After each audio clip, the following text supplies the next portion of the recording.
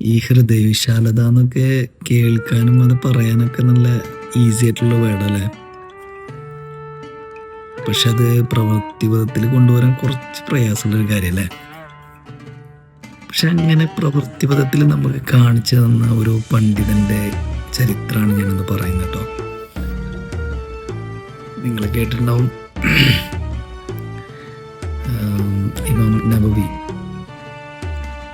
അദ്ദേഹം പള്ളിയിൽ നിന്ന് നടന്നു പോയിക്കൊണ്ടിരിക്കുന്ന സമയത്ത് അദ്ദേഹത്തിൻ്റെ തൊപ്പി ഒരു കള്ളൻ മോഷ്ടിച്ചു കൊണ്ടുപോയാണ്.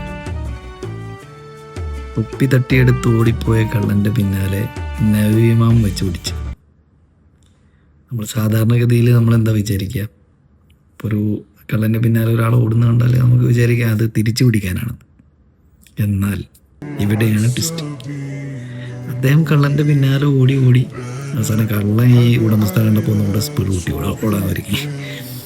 അവസാനം എങ്ങനെയാലും കള്ളൻ്റെ അടുത്തെത്തിയിട്ട് നബിമാമ വിളിച്ചു പറയണം അദ്ദേഹത്തിനോട്, നീ അതെടുത്തോ, അത് നീ ഗിഫ്റ്റായിട്ട് എടുത്തോ, ഞാൻ നിനക്ക് ഗിഫ്റ്റായിട്ട് അത് തന്നിരിക്കുന്നു.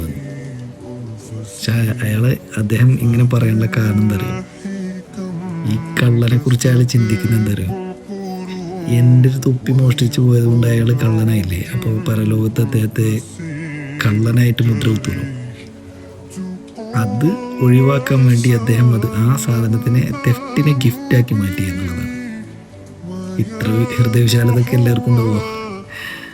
വല്ലാത്തൊരു പണ്ഡിതനല്ലേ.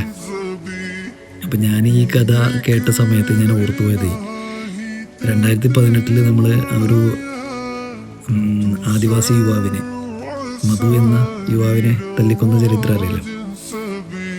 എന്തിനു വേണ്ടിയിട്ടാണ്?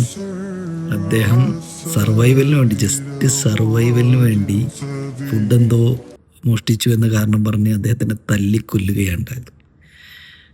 അപ്പോൾ ഈ വിട്ടുവീഴ്ച മനോഭാവമൊക്കെ പറയാനും കേൾക്കാനൊക്കെ എളുപ്പമാണെങ്കിലും അത് പ്രാവർത്തിക പദത്തിൽ കൊണ്ടുവരാൻ കുറച്ച് പ്രയാസമുള്ള കാര്യമല്ലേ.